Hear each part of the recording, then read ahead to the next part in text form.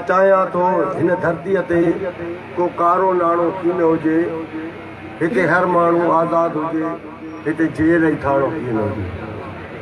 मां सभ खां पहिरियां मुबारक ॾींदुसि सालिम ज़रदारी खे, साईं इंतज़ार शलगिरी खे, साईं रफ़ीक जरवार खे, जिन्हनि जी जदोजहद सां अॼु पेटियल हिकिड़े ट्रैक ते आई आहे।